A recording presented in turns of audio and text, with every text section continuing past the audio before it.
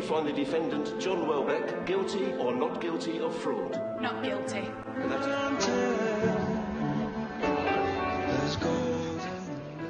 네, 방금 보신 것처럼 배심원이 피고인의 유죄 여부와 무죄 여부를 결정해서 발표하는 법정 속의 이런 모습. 외국 영화나 드라마에서는 정말 흔히 볼 수 있는 장면이죠. 공정하고 편견 없이 이 재판을 받을 수 있도록 일반 국민이 배심원을 맡아서 유죄와 무죄 평결을 내리게 한 배심제를 채택한 나라에서는 정말 일상적인 법정 풍경입니다. 하지만 우리나라에서는 이 다른 사람이 아니라 바로 이 법관에 의해서 법률에 의한 재판을 받을 권리를 가진다. 이런 헌법 조문이 있습니다. 법관에 의해서 재판을 받을 권리를 가진다라고 헌법에 이렇게 되어 있죠. 그리고 법률 전문가가 아닌 일반 시민이 재판에 참여하는 것에 대한 거부감 그리고 불신 등을 근거로 해서 배심제를 채택해오지 않았습니다. 우리나라에서 시민들이 배심원으로 참여한 국민참여재판이 처음 열린 건 지난 2008년 2월이었습니다. 오늘 재구성할 판결, 바로 이 첫 국민참여재판을 다루는데요. 이 국민참여재판을 요청했던 피고인, 강도상해 혐의로 재판에 넘겨진 20대 남성이었는데요. 당시 국민들의 이목이 집중됐던 이 재판에서 9명의 국민 배심인단이 어떤 법의 심판을 받아야 한다는 의견을 내놨을까요?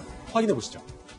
첫 국민 참여 재판으로 다루어진 사건입니다. 그래서 당시에 굉장히 많은 이목이 집중된 사건이었는데 장소별로 좀 재구성을 해보죠. 우선 사건이 발생한 집 안에서 무슨 일이 벌어진 겁니까? 2007년 12월 26일 크리스마스 다음 날 오후 4시경에 가정집에 노크 소리가 들립니다. 네. 70대 할머니가 문을 여니까 흰 마스크를 쓴 20대 남성이 생활정보지를 보고 왔다. 새빵을 구하러 왔다고 그래 하니까 전세방을 구하러 왔다. 그렇죠. 그러니까 그 할머니가 문을 열어줬어요. 들어가서 약 1시간 동안 방을 살핍니다. 뭐 수도가 어떤지 전기가 어떤지. 그런 다음에 갑자기 흉기를 꺼낸 거예요. 20대 남성이. 그런 다음에 할머니를 넘어뜨리고 주먹으로 얼굴 구탈했어요. 그러니까 할머니가 얼굴에 심하게 상처를 입은 거죠. 즉 새빵을 구하러 온 고객이 강도로 돌변하는 순간입니다. 갑자기요? 네, 그렇습니다. 지금 이제 여러 가지를 준비를 해왔다라고 하는 것을 보게 된다면 아마 이제 본인이 그 자리에서 갑자기 한 것은 아니고 좀 준비는 해온 것 같아요. 어허. 왜냐하면 들어갈 때 이제 마스크를 쓰고 이제 들어왔고요. 그리고 흉기라든가 목장갑이라든가 또 이제 청테이프 같은 경우는 본인의 주머니에다가 집어넣고 온 그런 상태였습니다. 그런데 이제 그 상황에서 기회를 보다가 뭐 이제 그 새빵을 좀 봐야 되니까 좀 여러 군데 이렇게 좀 봤겠죠. 네. 그러다가 어느 순간에 갑자기 조금 전에 말씀하신 대로 그 할머니에 대해서 이제 공격을 하게 된 것이죠. 아니 그러면 처음부터 새빵을 보러 얻는 게 목적이 아니라 다른 목적이 있었던 거예요? 재판 과정 그리고 수사 과정에서 20대 남성이 밝힌 범행 동기는 이렇습니다. 원래 배달 일을 하는 사람이었다고 해요. 그런데 배달 일을 하다가 교통사고를 냈고 합의금을 내야 되는 상황이었다고 합니다. 그런데 합의금을 낼 돈이 없어서 사채를 빌려서 이 합의금을 냈는데 이 사채를 갚지 못하면서 빨리 돈을 갚으라는 독촉에 시달려서 궁지에 몰린 상황이었다는 거죠. 그래서 새빵을 구하는 척하면서 강도를 하자 이렇게 마음을 먹었고 세입자를 찾는다는 이 생활정보지 광고를 내놓은 이 70대 할머니의 집을 범행 대상으로 삼았던 거죠. 그러게요. 이게 범행을 물색하는 그 대상이 굉장히 나이 드신 할머니였다고 하면 굉장히 사전에 치밀하게 준비를 했을 가능성이 분명히 있군요. 예, 그렇습니다. 이게 사실 우발적 범행이라면요.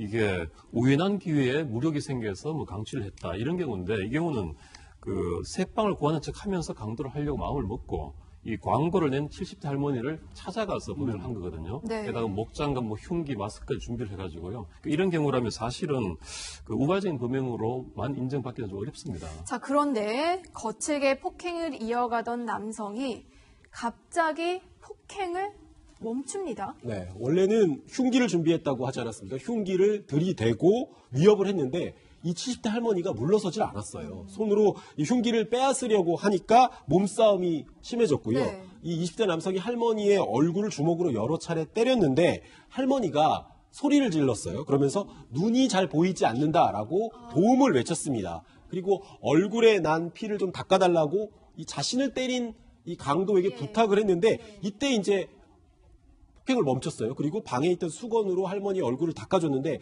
글쎄요, 뭐 피를 보고 겁이 났을 수도 있고 상처가 나고 그러니까 순간적으로 마음이 약해졌을 수는 있지만 어쨌든 범행을 계속하다가 순간적으로 멈췄던 것은 맞습니다.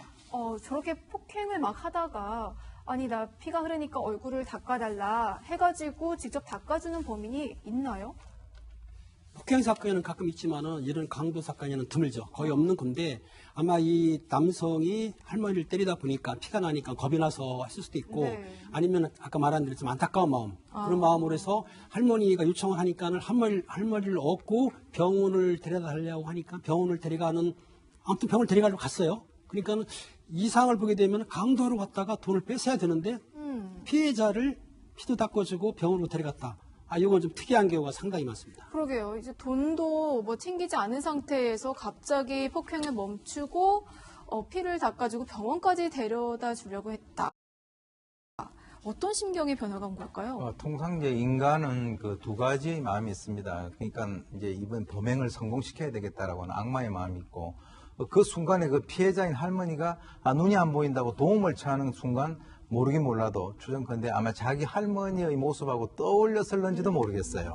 그러니까 이제 그 순간에 자기 마음속에 있던 그 좀 좋은 마음이겠죠. 그것이 이 범행을 하려고 하는 그 독한 마음을 갖다가 순간적으로 이겼다라고 보는 거예요.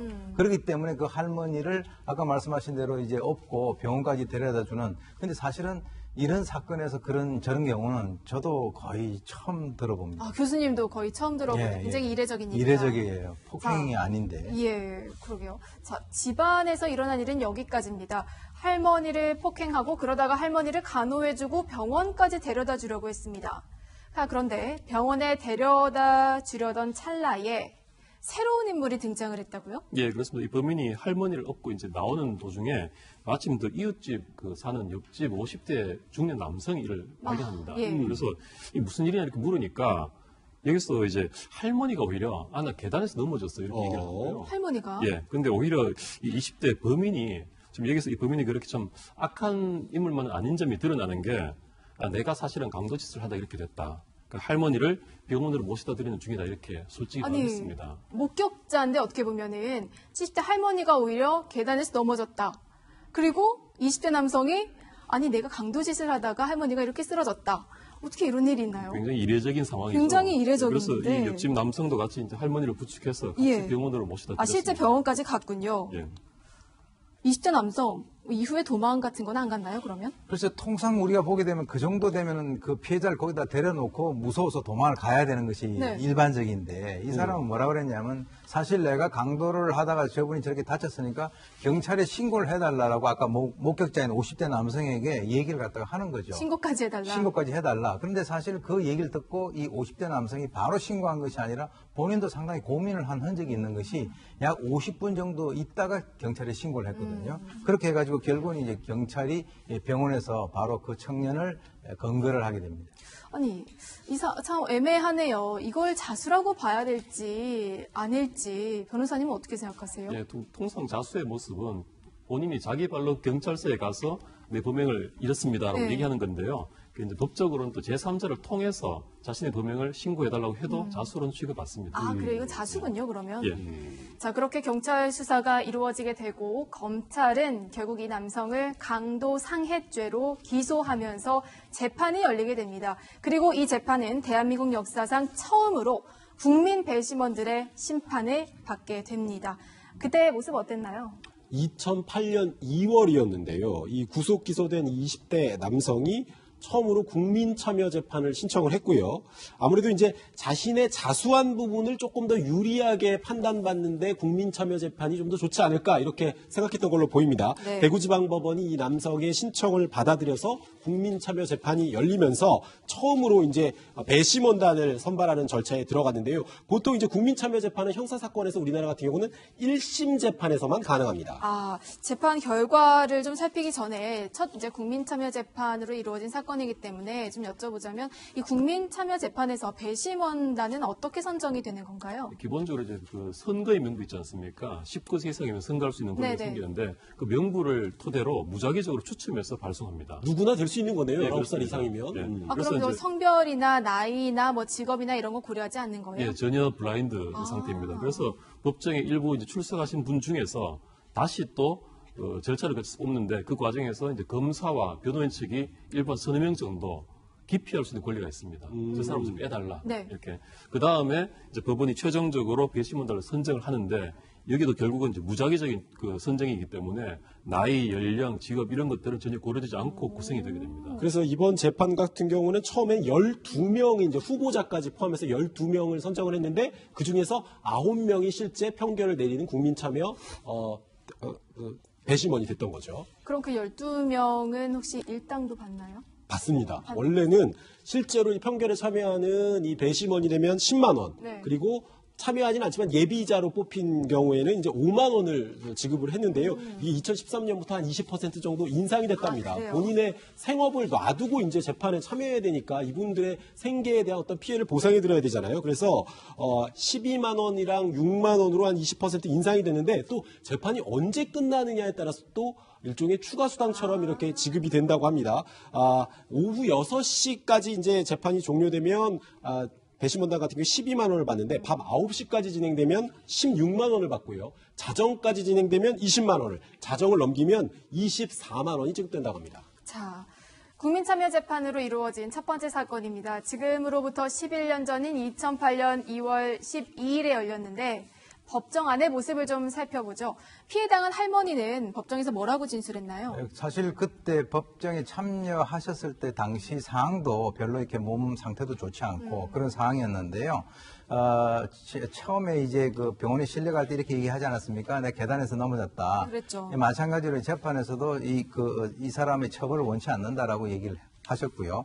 그리고 이제 이 20대 남성 같은 경우는 이제 고개를 숙이고 있는 그런 상황이었는데, 사실 법정에 들어오는 순간부터 그 변호인 옆에 앉아가지고 고개를 계속 숙이고 이 배심원들하고의 얼굴도 한 번도 마주치지 못했다라고 합니다. 네. 자, 국민 배심원들이 지켜보고 언론도 굉장히 주목한 사건입니다. 검찰과 변호인 측도 굉장히 팽팽하게 맞섰을 것 같은데요. 검찰은 뭐 범행 계획을 미리 세웠다. 이건 명백한 강도상해다 하면서 원래 징역 7년 이상을 구형해야 되지만 피해자가 이제 선처해달라는 얘기를 하니까 5년 정도에 처해달라고 5년을 구형을 했는데요. 변호인의 입장은 달랐습니다. 마음이 약해져서 범행을 포기했다. 이건 우발적인 범행이고 이게 마침 그때 사채업자의 협박 전화를 받아서 마음이 흔들려서 저지른 거라고 하면서 네. 이렇게 피해자를 병원까지 데려주는 착한 강도가 어디 있냐며 배심원들의 마음을 흔들려고 했습니다. 계획적인 범행이다. 아니다. 우발적인 범행이다. 자, 배심원들의 판단은 어땠습니까? 예. 배심원들의 편견은 기본적으로 두 단계죠. 첫 번째는 유죄냐 무죄냐 판단. 그 다음에 유죄라면 형을 얼마나 할 것이냐의 판단. 그런데 이 사건에서는 이제 범행을 자백했기 때문에 유죄라는 점에 대해서 다툼이 없었습니다. 그렇죠. 그래서 다 전원 일치로 강도 상해죄 유죄를 인정했습니다. 다만 이제 말씀하셨듯이 우발적이냐 아니면 좀 계획성이 있는 나쁜 범죄냐 이 문제인데 배심원 전원은 또 이 사람이 또 할머니를 또 중간에 후회하고 구해 주려고 애를 썼고 또 자수한 점 이런 점들을 참작해서 배심원들은 좀 석방해주라.